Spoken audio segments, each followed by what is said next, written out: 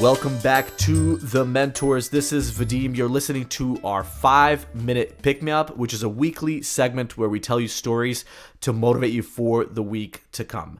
Today, we have an incredible podcaster and entrepreneur named Heneka Watkis-Porter of the Entrepreneurial You podcast. She's a 5-time author and global speaker, and she has actually an awesome story to tell us today because you, Heneka, for the Entrepreneurial You podcast, were able to get people like Richard Branson and Seth Godin on your podcast, I would say relatively early on when other people might say, I don't know, maybe you were unproven. So today, Heneka is going to talk about crafting the story and taking the chance, and we're going to find out the exact tactics that she used to get such big names on her show. Heneka, thank you so much for joining our show. Thank you, Vadim. It's such a pleasure to be here, and thank you to your audience for listening. Awesome. So tell us, Richard Branson, a billionaire, such a personality. I would love to have him on the show as well. How are you able to get him on your podcast?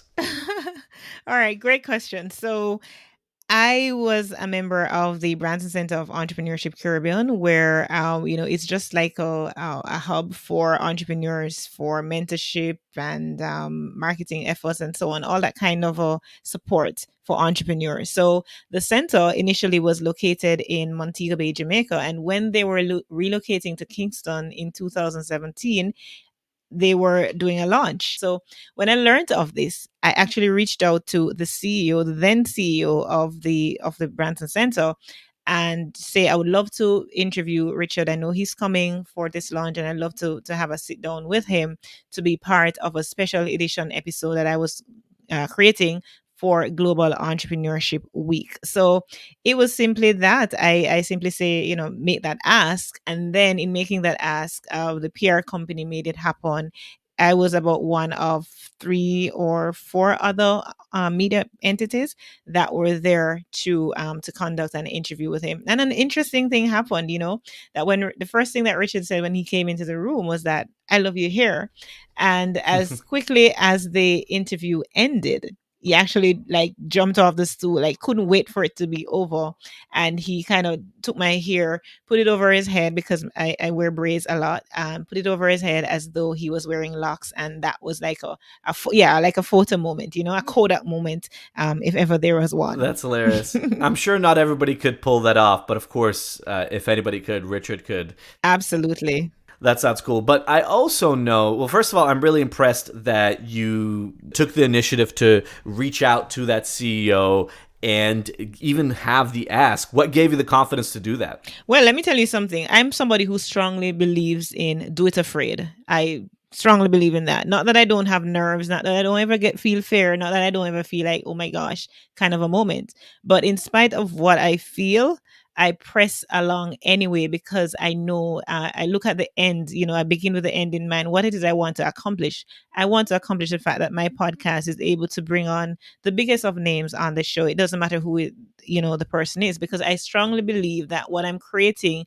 is of such value that it doesn't matter who it is, that they are interested in being a part of that value that I'm creating. And I remember, so what gave me the confidence? I think one of the things I can attribute it to is to look back. You connect those dots, as Steve Jobs says, looking back.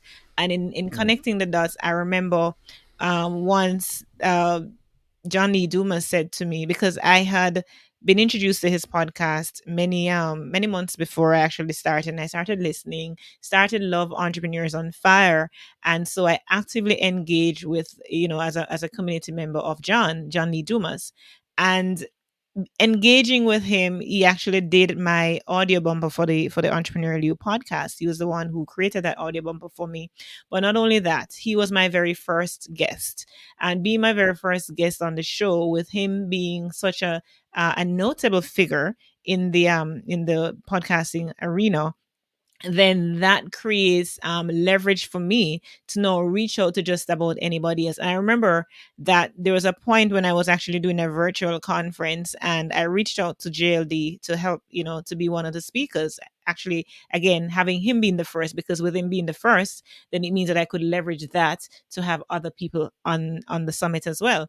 And I remember him saying to me, responding to me, that say, that he's not a fan of virtual summits, but he loves what I'm creating. He loves what I'm doing, and he wants to be a part of it. And that for me meant so much. So it was all of that that I was now able to leverage to go to a Seth Godin, to go to an Amy Porterfield or a Chris Ducker or whoever it is to say, hey, this is what I'm doing. I have all these people on my show because they find value in it. And I'd love for you to come on and share with my community all that you're doing, because not everyone may be aware of you, but my community would love to learn from you. So I'm inviting you on, and sometimes I get no, sometimes I don't always get a yes, but the yes that I get at times, for me, it's just so meaningful, and I don't take the no's to be personal. It's just that there may not be alignment as it is based on the perception from the other party, and that's fine.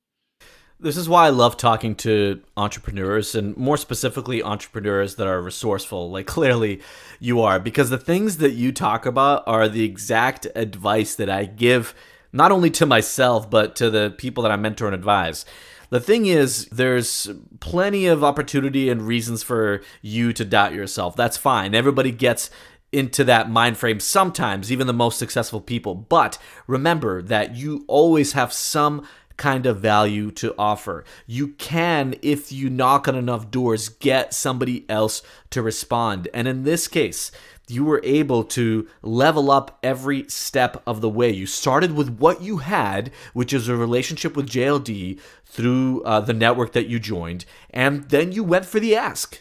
Right? I'm sure maybe part of you thought that maybe he'd say no, but also because you knew that he's a nice guy, there's a decent chance that he would say yes. And that is the relationship you already had that you could activate right away. No reason for Absolutely. you to go really anywhere else. You could start with what already works. Absolutely. And, I love to say that every no statistically gets you closer to a yes. That's exactly absolutely true as well. That's the mindset that any salesperson should have in mind as well, because you will face a lot of rejections, and if you take them too close to heart, it's going to be difficult to continue to move forward. But if you remember that by getting a no, you don't have to worry about that person anymore, and you can either go to somebody else or just follow up with that person a little bit later on to see if that no can turn into a yes, or give them another reason to give you a yes. It's just a new opportunity to convert it to an action.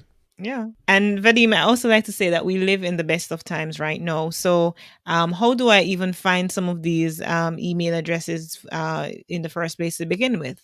Right. Everything that you want is actually on the internet. I just have to tell people to go to Google University, as in there's everything that you can Google and you can come up with a response. And if it doesn't give you the exact response, then you dig a little deeper and you get closer and closer and closer to the response. So, even in finding, for example, the email addresses for some of these people, I just simply go to apps such as hunter.io, and I'm able to come up with all of these contact information that I previously never had. And once I have that, so now you have this gold mine. There's a gold mine out there and you're mining it. Once you mine the data that you want, how are you going to use it? So you craft a message that doesn't sound selfish, a message that is going to be a win-win for both parties and all concerned. And with that, you become a winner. That's exactly right. I mean, two very simple tactics and takeaways from this episode is you do have to take that chance, but when you are taking the chance, make sure what you already assets that you already have that you're using that you can leverage to your advantage.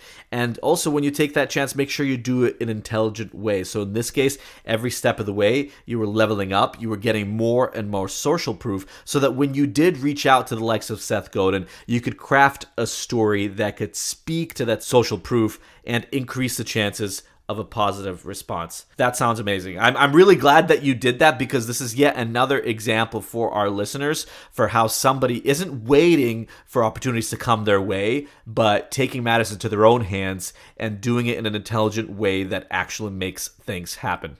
Absolutely, absolutely. As entrepreneurs, we don't wait for things to happen. We make things happen. Awesome. Heneka Watkis-Porter, thank you so much for coming on the show. What is the best way for our audience to find you? Thank you so much, Vadim. It's been a pleasure of mine as well to be here. I love what you're doing. Awesome sauce. You and your brother, you both rock. The best way to find me, of course, is my website, henekawatkisporter.com. And I have a WhatsApp button right there. So persons can actually send me a WhatsApp that comes directly to my phone.